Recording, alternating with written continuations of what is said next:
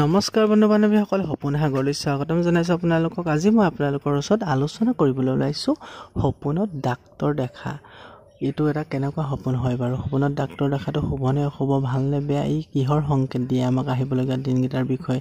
যিহেতু সপোন দেখাটো এটা স্বাভাৱিক প্ৰক্ৰিয়া হয়, এই স্বাভাৱিক প্ৰক্ৰিয়াত আমি যিহেতু বিভিন্ন ক্ষেত্ৰত বিভিন্ন অৱস্থাত বিভিন্ন ধৰণে আমি ভিন ভিন সপোন দেখোঁ, কিন্তু এই সকলো সপোনে আমাক আহিবলগীয়া ভৱিষ্যতৰ বিষয়ে কিন্তু সংকেত দিয়ে। কিন্তু এই সংকেতবোৰ আমি কিছুমানে জানে আৰু কিছুমানে নাজানে।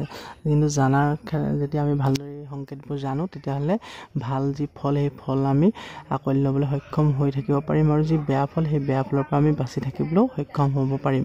যিহেতু সপোন শাস্ত্ৰৰ অনুসৰি সপোনত ডাক্তৰ দেখাটো বিভিন্ন ক্ষেত্ৰত ভিন ভিন অৰ্থ আছে। যদি সপোনত আপুনি ডাক্তৰৰ লগত কথা পতা দেখে, বা ডাক্তৰে যদি আপোনাক নিজে যদি ট্ৰিটমেণ্ট কৰি থকা দেখে, বা ডাক্তৰৰ লগত বহি পেলাই আপুনি কথা পাতিছে, বা খুব হাঁহি ফূৰ্তিত কথা পাতিছে, বা ডাক্তৰে বেলেগক ট্ৰিটমেণ্ট কৰি আছে, আপুনি চাই আছে, এনেকুৱা ক্ষেত্ৰত যদি দেখে, ভিন ভিন অৱস্থাত আপোনালোকৰ ভিন ভিন অৰ্থ থাকে।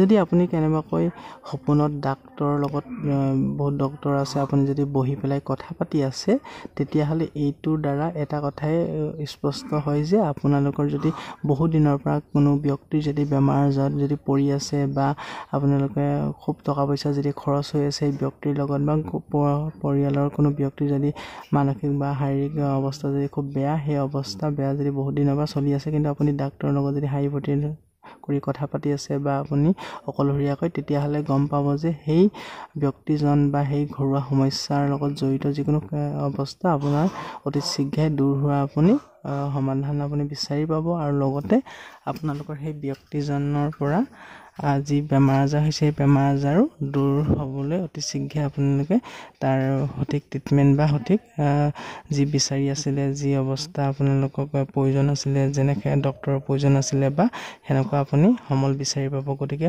সপোনত ডক্তৰৰ লগত কথা পাতি থকাটো এটা বহুত শুভ সপোন হয়।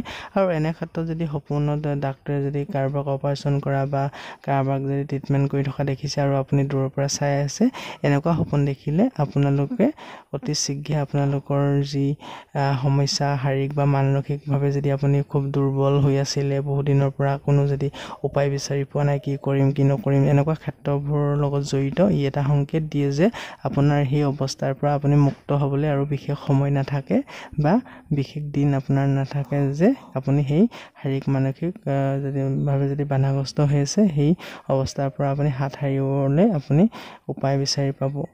গতিকে সপোনত ডক্তৰ দেখাটো কিছু কিছু ক্ষেত্ৰত ভাল আৰু কিছু ক্ষেত্ৰত বেয়া। গতিকে সপোনত কি অৱস্থাত কেনেধৰণে আপোনালোকে ডক্তৰ দেখিছে মোক কমেণ্ট কৰি জনাব পাৰে। আপোনালোকে সেই কমেণ্টৰ উত্তৰ দিবলৈ চেষ্টা কৰিম। গতিকে আজিলৈ ইমান আছিলে, ধন্যবাদ।